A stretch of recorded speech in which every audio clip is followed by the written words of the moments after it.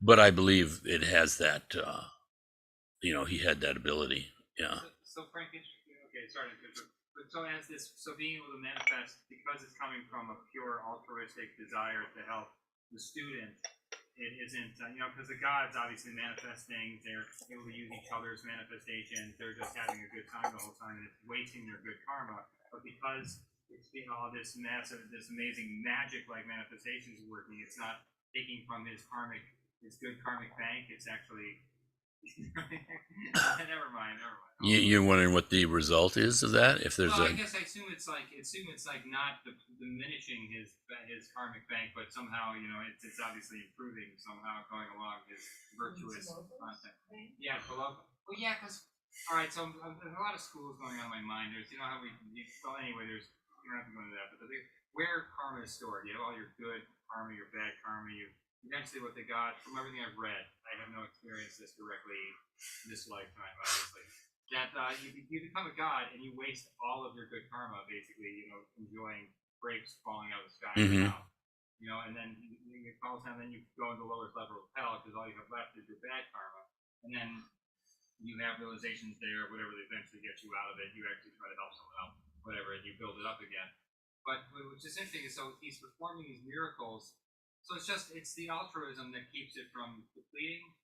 Is it like the karma? Yeah, there was no karma. Okay, all right. Okay. There's no karma because it's a pure act. Oh, okay. Okay. Yeah. Okay. Yeah. Okay. Wow. Oh, thank you. All right. Thanks, Frank. Yeah. Right. It's okay. Does that work? It doesn't want to turn. Huh. Frank, thank you. See, be okay. You're welcome. That's as far as it goes. All right. As long as it's working. Hello.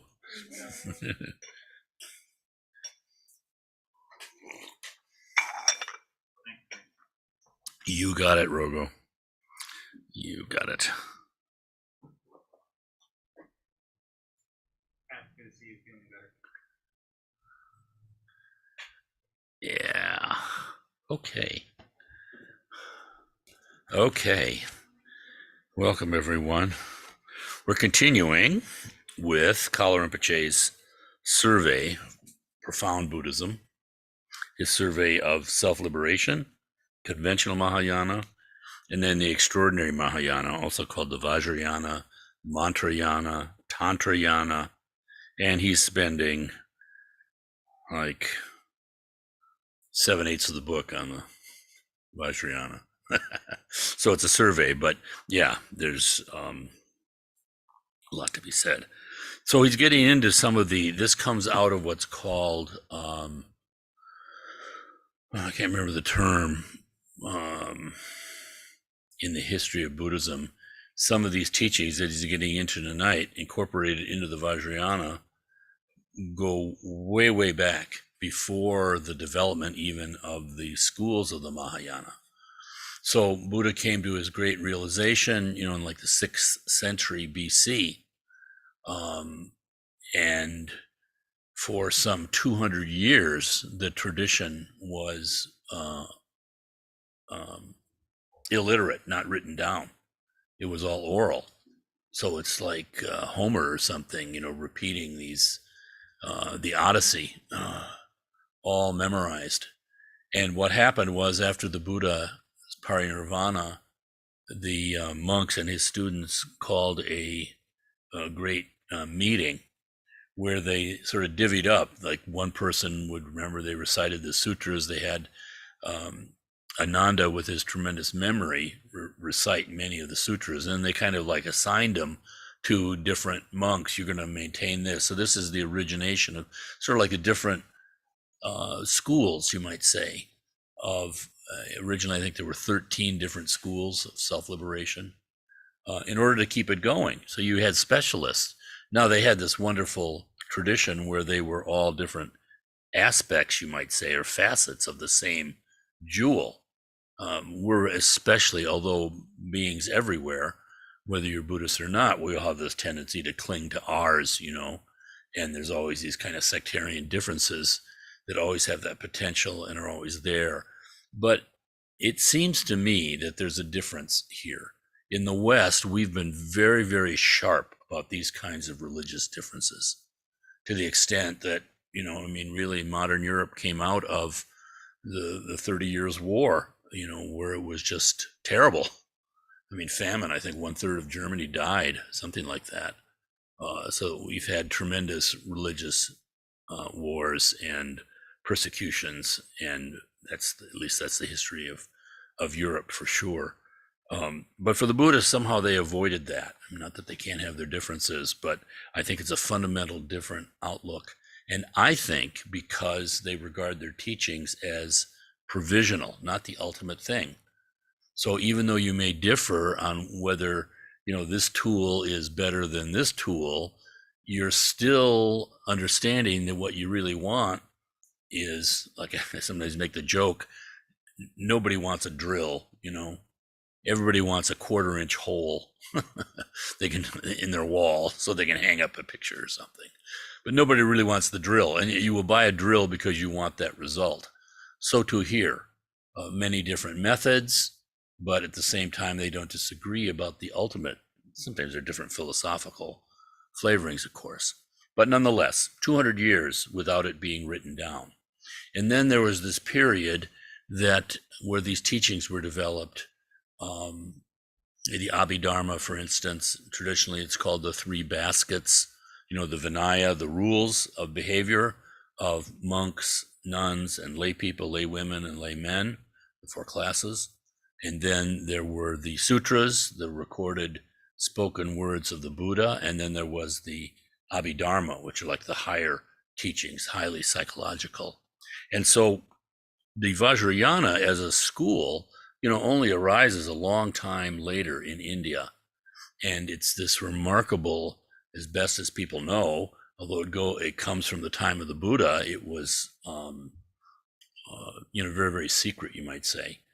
It was only this remarkable development that revivified Buddhism from a kind of a scholasticism, where in ancient India, you actually had, yogis that were like outside of the monastic structure, practicing in the middle of the jungle and at night and all these kind of secret ways, and that being incorporated. But interestingly, all these traditional teachings that arose in India out of the Buddha's realization and his attempt to transmit the teachings and to explain, so to speak, for teaching purposes, how to get to realization, are completely incorporated into the Vajrayana too.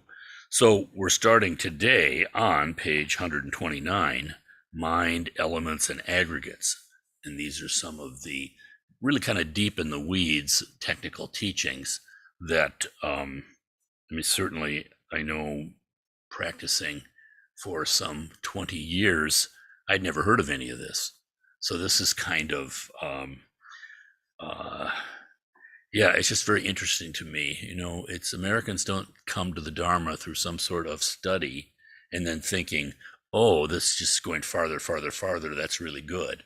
Rather, almost everybody has some sort of, either need or some sort of resonance, as some sort of connection, can be completely unexpected and non-manufactured, which is a wonderful thing. And then later comes to these teachings because they help you communicate. They also help you understand your own mind more and more and more. I always had the feeling, at the Dalai Lama winning the Nobel Peace Prize, I think it was 1982, it was such a wonderful thing because you naturally have a certain kind of respect for that. And although you may know nothing about the Dalai Lama or nothing about the teachings, nothing about the practices or what he teaches, at the same time, we sort of have the idea, well, Nobel Peace Prize, somebody must have checked this guy out. So it allows you a little more confidence. All right, Mind, Elements, and Aggregates. And then there's a little preface here. Kalu Rinpoche often taught a particular practice of Shine and Laktong. So Shine, again, concentration, calming the mind practices. Shamatha in Sanskrit, Shine in Tibetan, and Latong, Vipassana in Sanskrit, which is true seeing. Kalu Rinpoche often taught a particular practice of Shine and Latong, relying on visualizations of colored geometrical forms representing elements and aggregates. These meditations, belonging to the Vajrayana, were taught only to people who had at least taken refuge. This is why, to respect the transmission, it is impossible to publish the description of the implied visualizations. The teaching transcribed here is in some ways incomplete.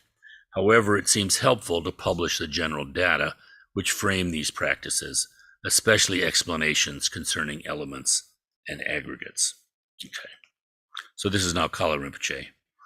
Today we will approach a practice of Shine called special practice.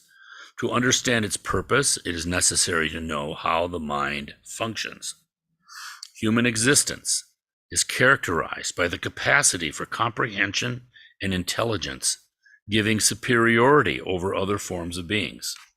However, if we do not understand what the mind is, many erroneous conceptions appear. For example, we might think that the mind would not exist in absence of the body, or that past and future lives do not exist. However, since time without beginning, our mind has incarnated into millions of existences under multiple forms, and it will continue to wander in samsara until we have reached Buddhahood. We will see today how the 5 elements, earth, water, fire, air, and space, are components not only of our body and the external world, but also make up the nature of the mind. So first, elements in the body and in the universe. In our body, the 5 elements are easy to identify. Flesh, bone, other solid constituents form the earth element. Blood, lymph, and different liquids, the water element. Heat of the body is the fire element. Breathing is the air element. The different orifices, pores of the skin, cavities, and so on, are the space element. The natural radiance of these 5 elements manifest in the external world. The earth element corresponding to the solid states of matter, the water to the liquid state, the fire to the fire state, which footnote says is only a convenient shortcut for the translation. Energy would probably be more appropriate, but too far from the Tibetan term. So fire as energy, air to the gaseous state, and space to emptiness, in which all these states take place. So those are elements in the body and in the universe. Now, elements in the mind. In the mind, the 5 elements correspond to its different characteristics. First, the mind is empty. It cannot be defined in terms of form, color, or size. Being without limit, it is similar to the space element. One of the signs of its emptiness is that it can contain the thought of all things, large or small, in the distance or nearby. Second, the mind is clarity. As the light of the sun makes the external world visible, the mind, by its clarity, has the capacity of knowing all things. Also, it has the dynamic power by which, for example, if we think of America, India, or any other country, we can effectively form a mental image of these countries. This clarity is similar to the element of fire, which gives out light.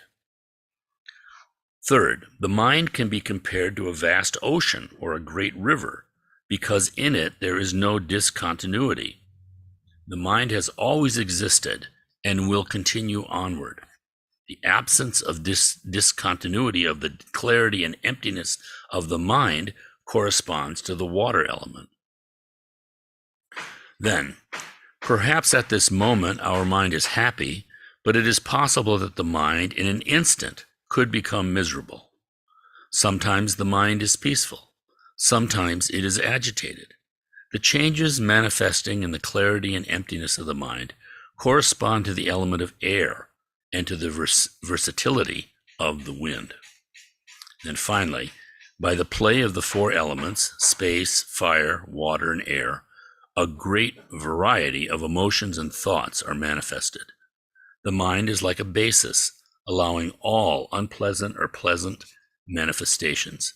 It is similar to the earth element, a solid foundation on which vegetation grows and animals and human beings live. All right, that was elements in the mind. Next, the mind is not limited by the body. 3 fundamental characteristics define the mind: emptiness, clarity, and intelligence without obstruction. When the mind is pure, it is then called potential of primordial awareness. When it is hindered by the 4 veils, it becomes potential of individualized consciousness. This makes way for the emergence of 7 other consciousnesses functioning in a dualistic mode. These are the visual, auditory, olfactory, gustatory, tactile, mental, and disturbed consciousnesses. Some people believe that the 8 consciousnesses cannot function outside the body. However, having the same nature as the mind, they function as long as there is the mind. We can understand this with the example of the dream. The 8 consciousnesses allow us then to see, hear, and so on in a context other than the one of the body and physical organs. Footnote here too. This example of the dream does not deny that in the framework of the present existence, there is a relationship between the brain, a component of the physical body, and the appearance of the dream. However, this example shows that the consciousness can function independently of the physical organs of eyes, ears, and so on. In the dream, we see and hear with eyes and ears that do not exist outside of the mind. All right, this functioning also intervenes when we are in the bardo, after having left our body at the moment of death. All kinds of appearances, often frightening, manifest then, and we perceive forms, sounds, and colors, although we no longer possess a physical form. So again, this is getting very, like I say, into the weeds and very heavy. But it's this incorporation. The Vajrayana is the practice of form and wisdom together simultaneously. This is the element of faith in it. The Tibetans say that it is the fastest path to liberate beings, and therefore the fastest path to realization. And why? Because normally when we meditate, it's so remarkable, this feeling that there's something, I am meditating. You see how just completely, like talk about form, foundation rather, the earth, the solidity of it. We have this solid kind of sense. It's so powerful because it appears to be completely real to us. So all the teachings of the conventional Mahayana are using that dualistic sense. Rather than trying to violate it, we're just looking deeply into it. And through that, and all these practices can come to insights of basically, that's just an appearance. That's not the fundamental nature of how things are. And yet, in our meditation, that's why it helps to understand these teachings. You see there's an immediate kind of humility there, because you realize you're always having this sense of I as being something totally separate. I am meditating. Well, the Vajrayana takes a remarkable step, because it says, since we all have Buddha nature, it is not invalid to practice as if you're a Buddha right now. And Buddhas have form. There's formless aspect, there's form aspects. And so we do that. We're doing form and wisdom together. So in the conventional Mahayana, it's called the path of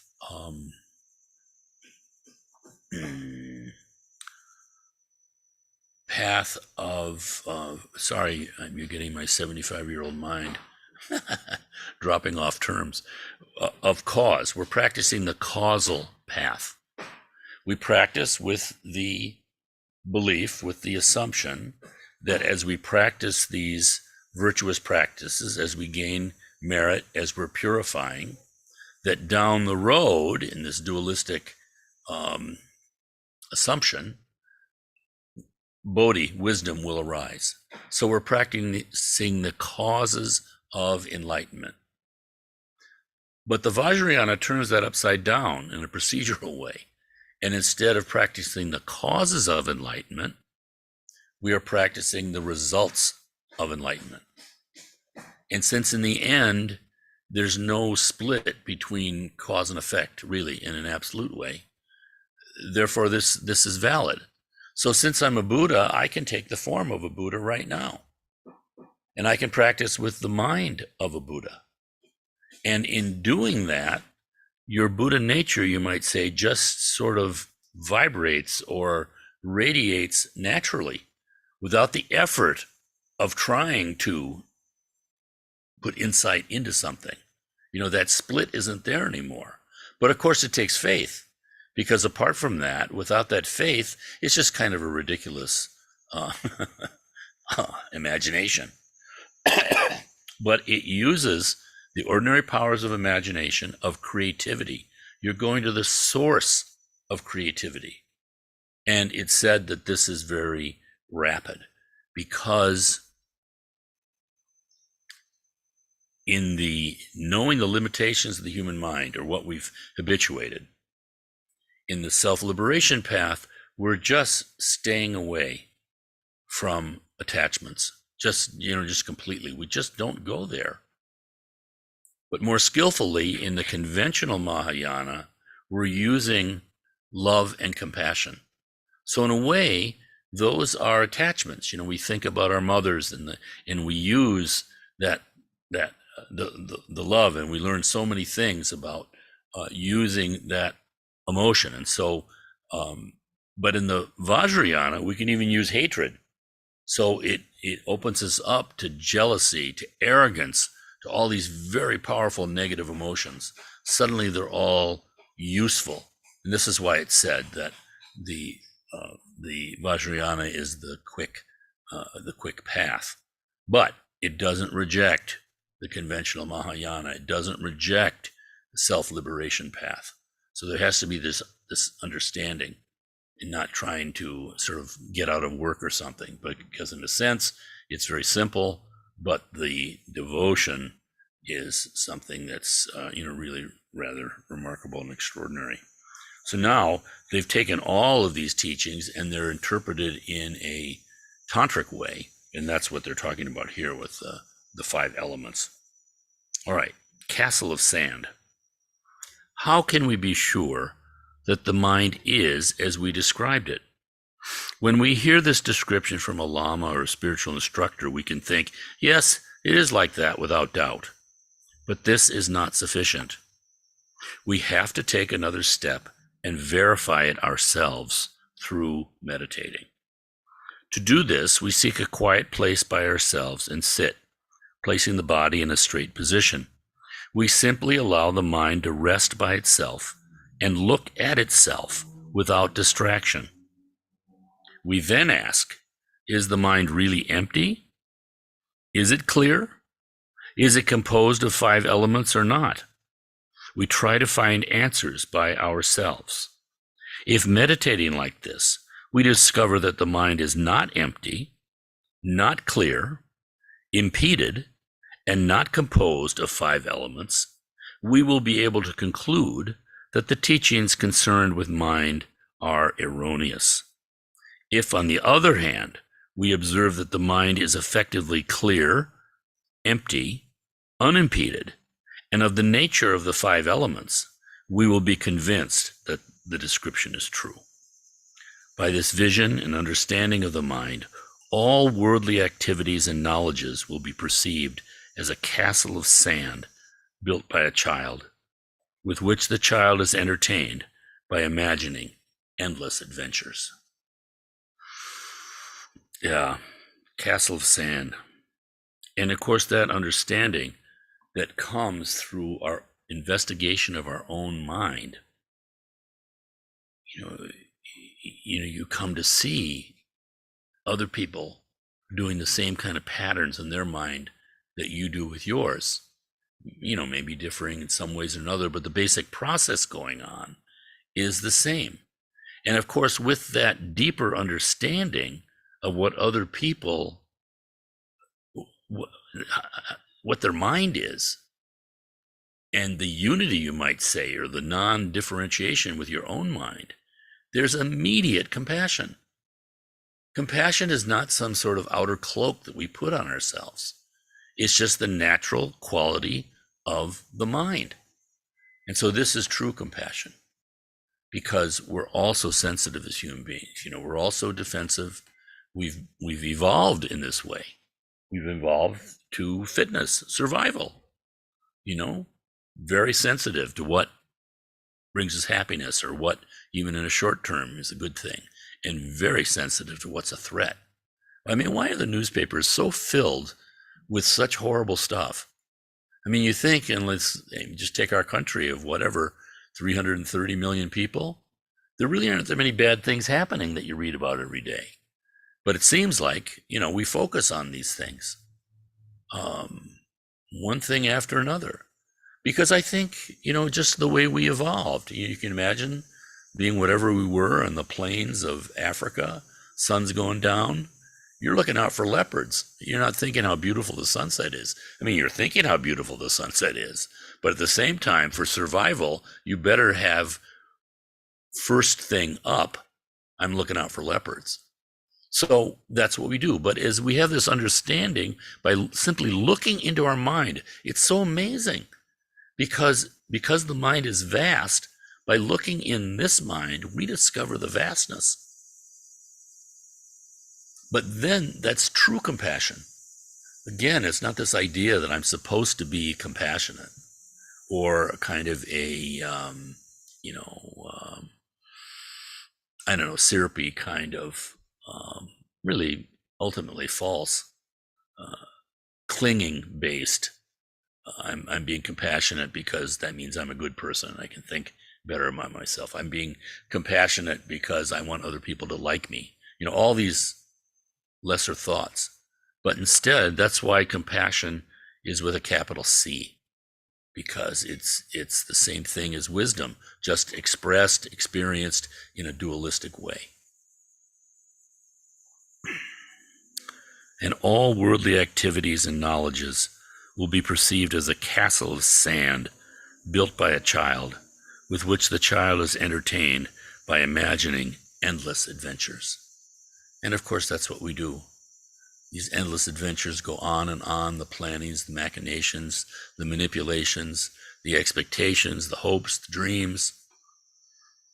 Nothing wrong with all those things. But if you can link them into this aspiration for Buddhahood, then we're using all those things effectively and we get a result. But other than that, in the worldly way, it's just the path of disappointment. So many people, they get to their older ages and they just feel like they've missed the boat somehow. They failed, they didn't accomplish what they wanted to, they weren't completely happy with their relationships, they wish they had done this, they wish they had done that. It's really sad. I knew one story which a teacher told about a man who just hated his job, but he was just plugging through it for so many years and just thinking about, boy, when I retire, that's really going to be the nuts. I'm going to get a boat and I'm just going to be in my boat and it's going to be wonderful. So the day came, he retired. He bought some sort of a boat and he was on his boat and he ended up committing suicide. He had this big goal out there that was really based on nothing. It was a castle built in the sky. And it didn't give him what he really wanted. And the sadness of all of this, these castles in the sky, is that there is something we can want. There is meaning in this worldly sense. It's not rejecting all of this, but it's understanding that you are greater than you assume yourself to be, but not in a worldly way, in this realization of our nature, which is automatically with qualities that are not sought after but just the natural radiance of just the understanding of how things truly are. All right, next is the movement of waves. Applying ourselves to perfect conduct, abstaining from killing, and showing an altruistic mind, we will obtain in our future lives a human existence identical with the one we now enjoy. Living this way will assure us of all the ordinary satisfactions. We will have adequate housing, a good job, we will have a healthy body, a long life, and so on.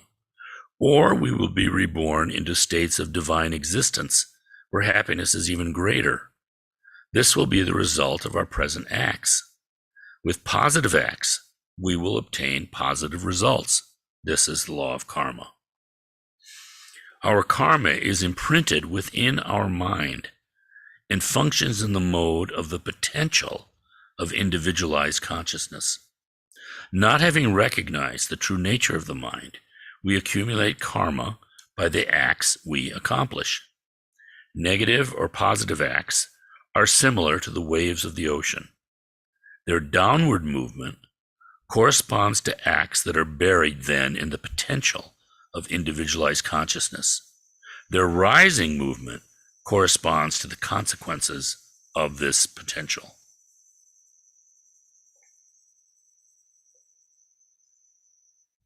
The movement of waves, it's a wonderful way to think of it, I think.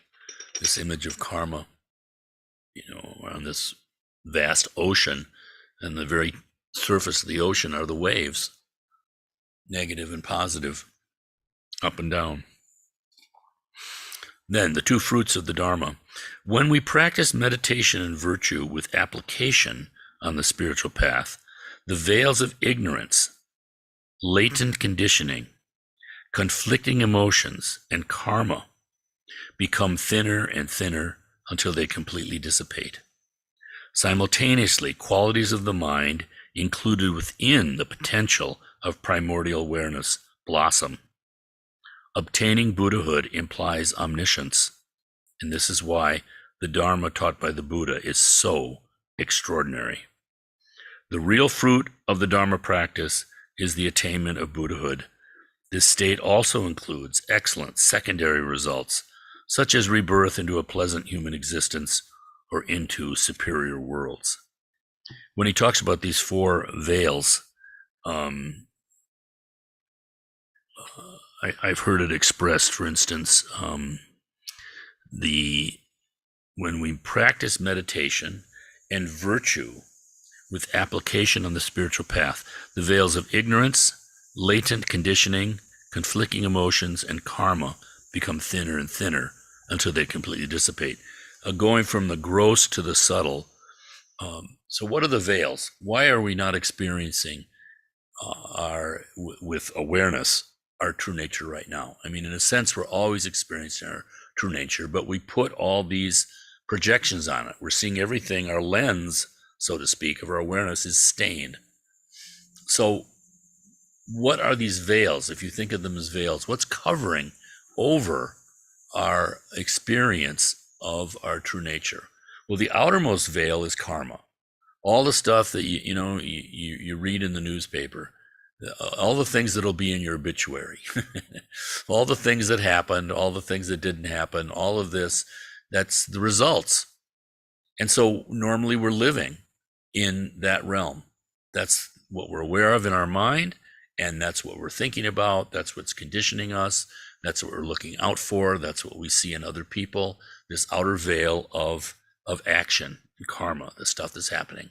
I broke my leg, I got married, all this stuff completely diverts our mind. That karma is the production of the afflictive emotions, again in Sanskrit called kleshas. So it's more than just emotions, but the technical term kleshas. Underneath all that activity is this net of the afflictive emotions roiling in our mind. And again, it distracts us. We don't see the nature of those afflictive emotions, instead are focusing on the afflictive emotions. So like when anger comes up, it takes over, it colonizes your mind. Everything is angry. You're just completely, or pride, or fear, or whatever it is, the power of these afflictive emotions. But knowing that they are what produce karma already starts to tame them. But nonetheless, the afflictive emotions have been produced, as he says here, by latent conditioning. And what is that? That is the way that things appear to us dualistically. Again, these are the knowledge obscurations. So because we have this obscuration of knowledge, we're not how we see things, how things appear to us, it's like acting out of it causes the afflictive emotions to arise. I mean, the afflictive emotions make sense. You know, I stub my toe. It's my toe. Damn, I'm angry. It's this process. It's all really instantaneous, but nonetheless. So there's this dualistic latent conditioning, and we're going on and on and on with this conditioning. So again, as he said in another place, ignorance has two steps. One is the basic ignorance that's there all the time for us.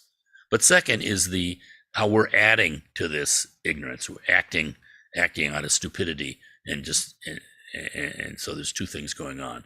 But nonetheless, what is the cause of this dualistic misunderstanding? Well, it comes from this fundamental, the co-origination of you might say mind and appearances. We don't see that.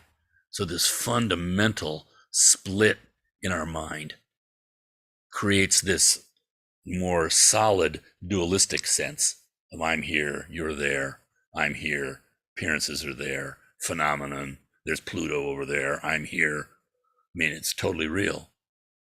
And then that dualistic sense creates the afflictions, and the afflictions create our karma. So those are the four veils. But again, you can't just say, oh, read about them and hope they go away, because it's we're kind of wired. Okay. Now he's talking about special techniques, and these are all interesting to me because Kalu Rinpoche again is the holder of the Shangpa Kagyu. So again, of the Kagyu schools in Tibetan Buddhism, Ka, speech, Gyu, secret speech. One of the four main schools of Tibetan Buddhism, the Kagyu. And Kagyu has 12 different schools that arose historically. Ours, the Drikung, is one of them. Drikung is an area of Tibet. So it was named after the area where it arose as a separate kind of organization and hierarchy and all of that. But not to make too much of that. But Kalu Rinpoche had one of the minor ones in terms of numbers, the Shakpa, if I'm saying it right, Shangpa. At any rate, and their teaching is a little bit different, so slightly different quality that I haven't had. So when I read it in him, it's kind of interesting. Anyway, special techniques. The most important thing in any practices is the mind. This is why it is necessary to meditate. First of all, by practicing Shine, mental calming, then Laktong, superior vision, and finally, Mahamudra or Mahaati. Mahaati, Maha is great, Ati is highest. So Mahaati is another term in Sanskrit. This is the Sanskrit school term, which in Tibetan is translated as Dzogchen, Mahaati. Vajrayana is a particularly swift path for awakening. Its efficiency is due to the utilization of special techniques of Shine and Laktong, and to the practice of the phases of creation and completion. So a little bit here. Yes, in the conventional Mahayana, we get the teachings like we've all had on shamatha and vipassana. So it's said that shamatha is calming the mind, and we do this through concentration practices. We're practicing mindfulness and awareness. Mindfulness is taking an object of concentration, and mindfulness, the actual term in both Sanskrit and Tibetan, has the root of remembering in it. So mindfulness is just keeping your mind on something. You can use any object that you want. You know, traditionally they give things like a little blue stone, or your breath, or counting of the breath. Now in the Vajrayana, it's kind of special because that object is ourselves as a Buddha, or we can just use the seed syllable or any aspect of the Buddha, a bracelet, one eye, whatever. This is why one reason that the Vajrayana is so powerful, because in my own experience, when you're trying to keep mindfulness on an object of meditation like the breath, the mind's going everywhere all the time. You're always losing that. And one of the things that people experience is tremendous boredom. They can, agitation, dullness, but certainly boredom, again and again. In the Vajrayana, it's already skillful, because if you're getting tired visualizing on the seed syllable, well, then be mindful of, Guru Rinpoche's smile or the skull cup that he's holding, or the nectar that's in that skull cup. So you can go around to various aspects of the visualization, or the sacred figures that are surrounding you, or the vastness of it all. So there's just many objects. It's very skillful, but nonetheless, normally we're calming the mind through concentration practices. And Guru Rinpoche says that when we forget, so either our mind gets dull, and the example you can give is, let's say you're counting the breaths, and you're counting 1 to 10, and then you're starting over. Well, there are two obstacles to mindfulness. One is agitation, and so suddenly, you're counting 1 to 10, but suddenly you're at 35. You realize that you lost awareness of the object of meditation. And Guru Rinpoche says that's good. That awareness that you goofed, so to speak, or that the mind has been agitated, you're seeing things as they are. People think this is a discouragement, but it's the opposite. He says it's like you have an incense stick that's glowing, a little burning nub, and you just, put that nub on the distraction, and it burns up, and back to the mindfulness. So that's agitation. The other obstacle is dullness. You're going 1 to 10 and suddenly realize you haven't been counting for a while at all. You're just kind of spacing out. Whatever. Same thing. You bring it back. So we're doing that kind of mindfulness with awareness. Yeah. So it sort of like allows you to practice coming back to that mindfulness when you lose it? Yes. Okay. Yes. So that's the mindfulness, just remembering the object of meditation. And it's all kind of arbitrary. Now, what Rinpoche says is that what's happening in this practice is that as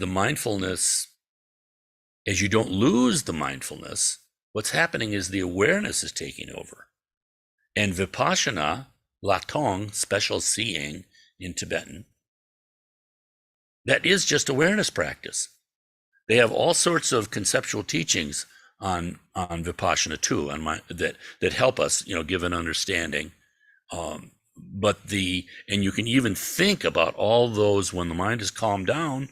You can even use it to think about, and in a conceptual way, you're getting to the point where you sort of jump into non-conceptuality. So this is what's so amazing about the Buddha Dharma, is that we got all the tools we need right now. I don't have to become some special person. I don't have to become a saint or anything like that. We think of all these reasons that we're not qualified, but we all have Buddha nature. We're qualified from the get-go. So nonetheless, in Vajrayana, for example, the awareness practice is this sense, I am the deity. That's your awareness. And you can pretend, your negative mind will tell you, oh, you're just fooling yourself. This is just imagination. But it's not. Your Buddha mind can be telling you this is wrong, but it's still your Buddha mind. So the greatness that we have with this, the great help, is that not only do we have living teachers, but you have 2,600 years. And that's enough for people to have enough confidence to take a leap.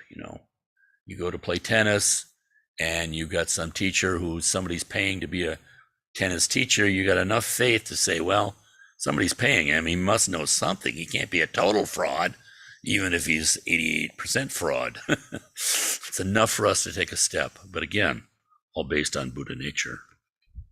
Okay. In Vajrayana, Some instructions are only transmitted directly by the Lama. This is the case with the special techniques of Shene, Laktong, and Mahamudra that we are studying now. So again, these are the teachings on the 5 elements. And I haven't had these teachings. And I think this is maybe something specific to his particular tradition. And so they're not telling us everything here or telling about the colors or showing the geometrical shapes that are being used, but you still get the idea. In general, Westerners are intelligent and educated. They understand Buddhism easily and hope to reach Buddhahood quickly. However, living in a world of intense activity, work, and distraction, they have difficulty in devoting themselves exclusively to practice. Boy, that's so true. He puts his finger on it. When the 4 of us were in Tibet, we'd be driving down this incredible river valley, the Brahmaputra River, one of the 4 great rivers of Asia. It's called the Sangpo in Tibetan. It comes out of Mount Kailash in the far west, and it goes east to west all the way across Tibet. Lhasa is just north of it. In the movie, when you see the Dalai Lama fleeing to India, they're crossing the Sangpo River. And then in eastern Tibet, it makes a right angle turn and goes straight down into the Bay of Bengal, becomes the Brahmaputra. So this tremendous river. So we were driving where we were. It's this river canyon, which is rather dramatic. You look down below and there's this raging river with no banks, no sides. Ain't nobody taking a kayak down that. It was just really impressive. And, a little village where one of the great, Tumay Zangpo, one of the great translators who translated way back when, he's from this village. All this. And then you'd look up, and on this crag, there's this little tiny hermitage with probably half a dozen monks or nuns. And you just think that those people are up there. For my own limited experience, you're in a retreat for 9 days, and you feel like you're climbing Mount Everest. It's so much effort and so many distractions, our natural distracted life, and you're thrown in the midst of that. And those people are up there doing that. So obviously they get sort of beyond that, so to speak, but it's so impressive. And you also see, our own situation of our busyness, activity, and distraction. One way to shake the water out of the ear is to rinse the ear, allowing the water to flow by itself outward. In the same way, meditation on the 5 elements is used to purify the 5 elements. Meditation on the 5 aggregates to purify the aggregates, and meditation on the conflicting emotions to purify the emotions. Because we have 5 elements in our body and mind, it is easy to use them for support in Shine, in calming the mind meditation. Similarly, the 5 aggregates are constituents of our psychophysical existence. So the 5 aggregates are called skandhas. Skandhas means heaps. So the Buddha, way back when, he said in self-liberation practice, said, look, can you find a separate self? And what do you find? You find body and mind. And of the body form, then there are 4 aggregates of the mind, which are, if I can remember, perceptions, samskaras, boom, boom, boom, boom, boom, boom. Consciousness is the last one. There's one that I'm not remembering. Anyone remember the other 4? We've got, feeling. Yeah, feeling's the first one. So, all right. So the 5 skandhas, the 5 aggregates that he's talking about here. First is just form. We look, we have form. Next is feeling. Now, feeling is not talking about emotions here, but just the sense that, there's something out there. We're feeling for feeling something. And then what happens with that feeling? Well, there's a percept, it's called perception. The image that the Buddha gave was a bird flying around, and it lands on a branch. So your mind is settling down now in something, in this vague kind of world of feeling, general feeling and non-distinct. Suddenly you're like focused. And then the samskaras. Samskaras are our baggage. So in our mind already, there are all sorts of feelings, experiences associated with that percept. So for instance, I perceive in my general feelings there's something out there, and what do? I perceive a rhinoceros. But with this experience of rhinoceros, once I've perceived it, there's all sorts of history that I have. You know, if I'm another rhinoceros, I have certain kinds of reactions. But I'm a human being, I have different reactions, whatever's stronger. I could have been both a rhino and a human being, of course, but whichever maybe is more current or stronger, who knows? We're just randomly rising at this time. So we have samskaras, baggage, coloration of that. And then finally, there's consciousness. We have consciousness, awareness of this whole scene going on. And in the midst of that, you can't find a separate ego. So those are the 5 skandhas. They pop up again and again and again in the Vajrayana. The symbolism is like overpowering, kind of. But anyway, because we have 5 elements, yeah, we can use them for Shinei. Similarly, the 5 aggregates are constituents of our psychophysical existence. For this reason, they constitute some convenient supports for vipassana. Finally, because they are concerned with the conflicting emotions, if we can use the 5 aggregates as a support for Mahamudra meditation, it will be easy to liberate ourselves from them. It is with the hope that this type of meditation will be suitable for Westerners that I have already given the special instruction on meditations of Shinei and Laktong during my previous travels. I have not yet given the meditation of Mahamudra, which relies on the tiglis relating to the emotions. So again, the tiglis are the drops in the subtle body, which travel through the channels, motivated by the winds. Again, a very sophisticated and profound way of working with our mind. All right, dissolution of the elements. To approach Shinei meditation linked with the elements, it is important to understand what these elements actually are in the mind, body, and external world. We have just heard their description. Let us now examine how they act in the process of death and birth.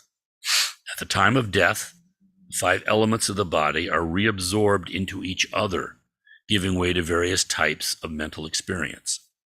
Okay, now in Japan, if you go to some of these great, like they have a national cemetery where some of these great figures are, and even great poets are there, and you see these little Japanese stupas, they have the 5 elements in this very kind of, geographic way. I mean, there's like a triangle, a circle, semicircle, various things. So when the earth element is reabsorbed in the water element, the dying person has the feeling of being crushed by a boulder or a mountain. So the earth is dissolving. It's getting more subtle into the water element. And again, when we're so attached to our form, feel like we're losing something. When the water element then is reabsorbed into the fire element, the dying person believes to be swept away by a river or drowning in the ocean. When the fire element then is reabsorbed into the air element, the place where the dying person lives and the whole universe seems to be ablaze. And finally, when the air element is reabsorbed into space element, the dying person has the sensation of being blown away by the wind. So these are the outer kind of experiences of an unenlightened person. There are also inner experiences that he's not describing here that happen. For the practitioner can see this process happening. And of course, that's helpful. You know what's going on. Under the influence of these various phenomena, the mind experiences tremendous fear. And this is the point of a worldly existence. At the end of the process, the dying person falls into a state of complete unconsciousness, lasting 3.5 days. This is an indication that the 7 consciousnesses have been reabsorbed into the potential of individualized consciousness. Following this period of consciousness, the 5 elements are activated again and projected under the form of 5 colored lights perceived as externally existing. Changing from instant to instant, they organize themselves in luminous spheres, in brilliant geometrical figures, lightning, a rainbow, or in the form of the deities of the Bardo. Detailed explanations of these phenomena are recorded in the Bardo Turdral, the Tibetan Book of the Dead, and other texts. Footnote, phenomena accompanying and following death are approached in more detail in the chapter devoted to the 6 Bardos in another volume by Kalu Rinpoche called Secret Buddhism. We have that one too. If we develop the ability to meditate on these luminous manifestations, we will be able at the moment of death to recognize that these are only projections of the mind. Ultimately, we will be able to realize the empty nature of the 5 elements and understand that they are the 5 feminine aspects of the Buddhas. So they're female Buddhas. Earth is Buddhalochana. Water is Mamaki. Fire is Pandaravashini. Air is Samayatara. Space is Vajradhatesvari. Most beings, however, miss this opportunity for liberation and perceive the luminous expressions of the elements as having independent external existence. They react with fear and seek to escape. So there are many more teachings on this, but this is something else that is so significant about the Vajrayana, because it recognizes this momentary birth, existence, and fading away that we're experiencing right now. We have this attachment to thought, to forms, to the thought of an eye, to the existence of this body. Everybody knows this body is changing all the time. It appears like it's the same body. But, I look at my grandchildren and I say, that was once me. I was a little 3-year-old dancing around saying, I'm Elsa, I'm Elsa. Let it go, let it go, let it go. And now I look at this and I say,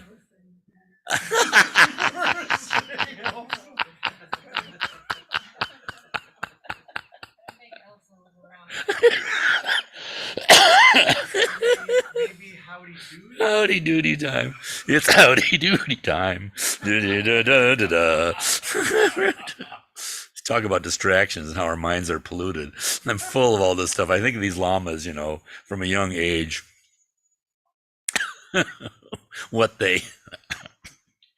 how they're trained. At any rate, excuse me. We are practicing when we do the visualizations of this momentary being born, dying, and this cycle going on and on and on, instantly. And then we're practicing it in an outer way too, because we're visualizing ourselves as a Buddha arising, and then practicing in mantra, and then dissolving. So we're doing it. That's what happens at death. That's what happens in the grosser scene of, dying, unconsciousness, coming out of that. Things are getting coarser and coarser and coarser, and you're running around, running away from things, and then taking birth again, and this whole cycle again and again and again. So we're practicing that. Additionally, not only practicing it so we understand it, we also have the teachings, so we kind of, even if not fully realized, we know what to look out for. So the greatness of just these tankas and knowing and visualizing yourself as Tara or whomever is that Tara will arise in your mind. He's talking about the colors. You recognize the colors as just being this basic, projections of your mind. But you will have trained yourself because you've been visualizing yourself as Tara, even though you're sitting there saying, I'm being Tara. Even though we have those limitations, doesn't matter. We're training ourselves.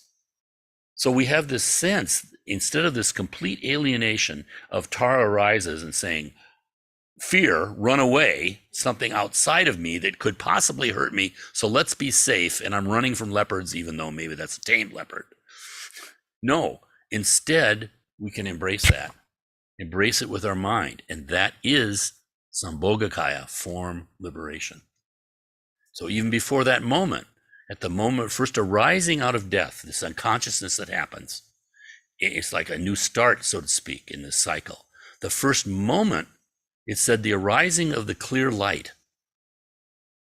But we don't recognize it. But if we can recognize it at that moment, that's Dharmakaya liberation.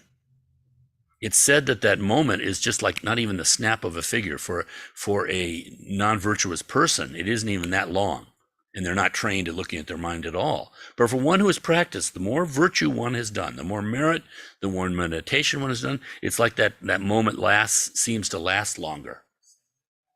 Pardon? Extension of that moment. Yeah. So there's a greater opportunity to recognize it. And then if we completely blow that, we don't recognize any of these Buddhas. First, the peaceful Buddhas arise. But then, as it goes on, the wrathful Buddhas arise. And then eventually we go on this whole trip through the Bardo, running around through all these things, being tempted by dull lights. Go over there, you get reborn in a lower state or even a heavenly state, but duller lights. But if you can keep following like the bright light, eventually you take birth again. And that is, if you see it right, that's Nirmanakaya realization. That's a tulku. That's a reincarnate who then is working for the benefit of others. So there's a great deal of help in here because these things are so useful, because at the moment of death, we're guaranteed to die. So with these practices, whatever merit you've done, that's, you can bank on it. But at the same time, you have the understanding that something to be done with the mind. When he talks about the ordinary person dying with fear, this is said to be one of the marks of a lama. I mean, an accomplished person can die with a calm mind. The first thing is dying without fear. The next level is dying with a completely calm equanimity. But the highest yogini, is the one who dies with joy. Here's the great opportunity. I can really help people now. Amazing, isn't it? Joy, that's like, ooh, you have the picnic basket. Right. All right, I think we've run out of a little time, so we're going to stop here. We haven't finished mind, aggregates, and elements, but we'll be able to do that next time. So any questions, impressions, whatever, from anybody?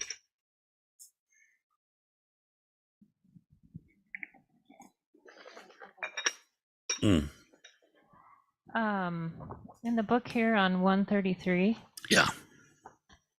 it says, under the movement of waves, applying ourselves, we will obtain in our future lives a human existence identical with the one we now enjoy.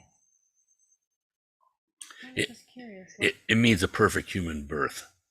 Okay. That has all the opportunities and the endowments. It doesn't mean that, there's going to be some critter running around named Frank Howard doing all the same stupid things.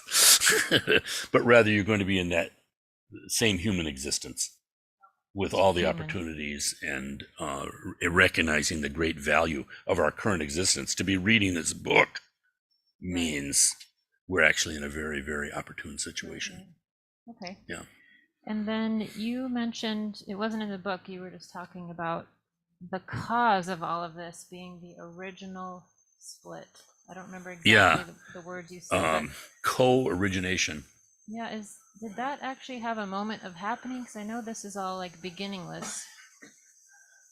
I don't know if you could just expound on that. Yeah, it's having to do with our fundamental separation, fundamental split in our mind between, you might say, observer and subject and object. When did that happen? When did that happen? Right. And how? And what was before that? Right. What were we before that? I don't know that it's in that way. Yeah. That in a arrow of time. Right. I mean, we think that way. Right. And yet that thinking that way is actually that split in itself. Right. So who knows? They're actually in Dzogchen, they talk about that somewhat, and also in Kala Chakra, but I don't know it well enough to talk about it. How does that split happen? For all of us, it relates to the Buddha's story of some well, Hindu, but Hindu is not right. Hindu is the name that the British put on all the religions of India. But there was a Brahmin who was questioning the Buddha again and again and again about things. And the Buddha was not answering. And he just kept pushing. You kind of see this guy, can't you? Highly intelligent, pushing. And the Buddha said, it's as if you were shot by a poisoned arrow. You're down there, doctor comes, and doctor wants to remove the arrow, give you an antidote, but you're saying, no. First, I want to know, who shot me? What tribe is he of? What's his father's name, his mother's name? What's his heritage? What kind of arrow was he using? What kind of poison? He says there are answers to all of these questions, but by the time you get all those answers, you're dead. So our situation is that we are right now in an alienated state. And we have the fortune, the tremendous blessing, to have some level of confidence that this isn't the whole story, that there's something beyond this suffering, so to speak. Yeah. Thank you. Yep.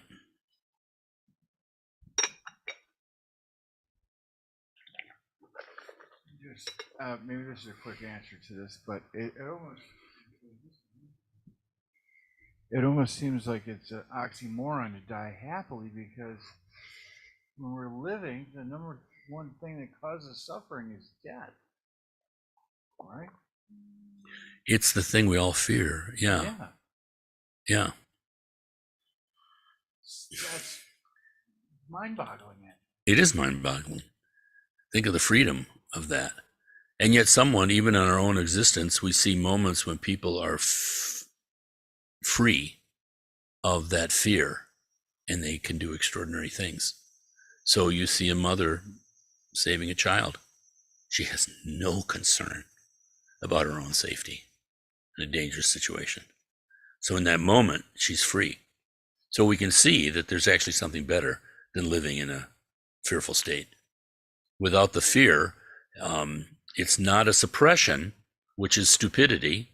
Like I remember as a kid, I was one of the crossing guards. We had a highway that went in front of our elementary school, and they had lights there, but still they would have you, they give this leather belt and a little flag. And then when the light would change red, I would stick out the kids would walk. But I remember I was there once, and then when the lights red for us, green for traffic, you just sit there and watch the traffic. And I always had fun because I was always finding different cars, because I was like 1958 and there were, all those tremendous fins with all the chrome. I was into it. But one day I saw this insane man roar past through the intersection, and it's a big highway, but roar through, looking through binoculars backwards.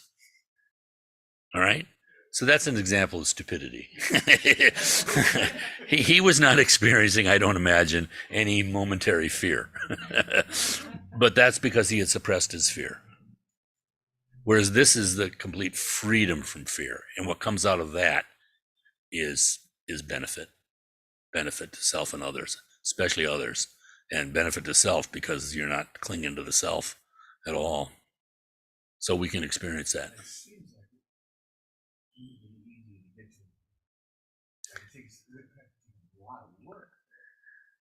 Happens in a moment.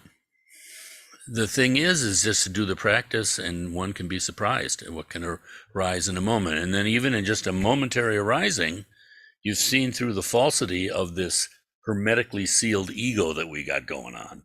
I'm going to be happy if I can just keep all that bad stuff out of my celestial dome that's over me. That's how we think we're getting happiness. I'm just going to feed this. I'm going to bring good things inside my dome. Get off of my dome. You're not here. But the effort in maintaining that falsity is in itself suffering. That's why Gampopa said samsara is cruel. We're trying to find some momentary refuge, something that, I don't know, will work for 70 years or even just 10 minutes, whatever it is. And that effort is suffering in itself. But we can't just drop it. That's the thing. We are wired this way. So that's why it takes practice. But because it's our true nature, We don't have to create it. It can bubble up in surprising and unexpected moments. And even the confidence that the Buddha wasn't drunk, he wasn't insane, he wasn't trying to, get a big house or a Mercedes. Even the confidence like that allows us at death to be more effective, because like they say, I love the Tibetans because they have all these sort of mathematically precise things. I don't know what these numbers, but they say when we die, because of this inherent kind of clinging we have to our body and mind, that when the body dissolves, it's like the mind is said 19 times freer, because we're not just obsessed about every little thing. I mean, I got a little sunburn, I got a cut on my finger, ooh, the jellyfish, that's where we're living. When that's gone, it's as if the mind, now this is the great opportunity, because the danger is that when you have a negative thought, 19 times more powerful. But the good thing is if you have a beneficial thought, 19 times more powerful. So there's great opportunity there. And that means, again, this means having no realizations, just simply having confidence in the Dharma and then knowing the techniques. Okay.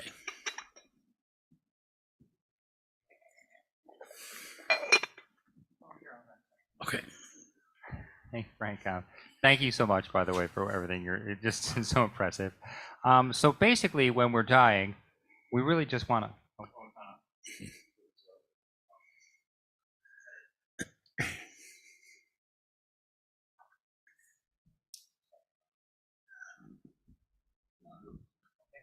Hello. Okay, well, Frank. So basically, if there's only one thing we can do at dying, if we remember anything, just go towards the light, go towards the stuff we're afraid of. Just In the Bardo, yeah. In the Bardo, okay. The light won't be there immediately, they say. Okay. But it's also to die with that great motivation. Dalai Lama says, if you die with bodhicitta in your heart, that's it. That is your true nature. Amazing. And that's pretty much kind of what we're conditioning ourselves to have virtuous thoughts more and more. So, and under the moment of duress, if someone comes up to me and yanks me off a cliff or throws me off a cliff, I'll think, yeah, Amitabha. Yeah.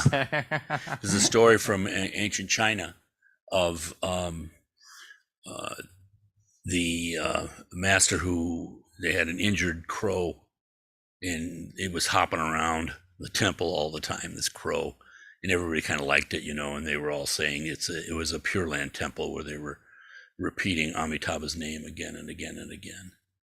And then one day a hawk came and grabbed the crow and was flying away, and all the monks saw the crow, heard the crow repeating Amitabha's name. Wow. So it's possible, even animals, even animals. Okay, we can stop there today. All right, we dedicate the merit from this evening to every motherly sentient being. May we never forget the gratitude, what we owe these people that allowed us to be in this situation, to be born, and to hear the Dharma.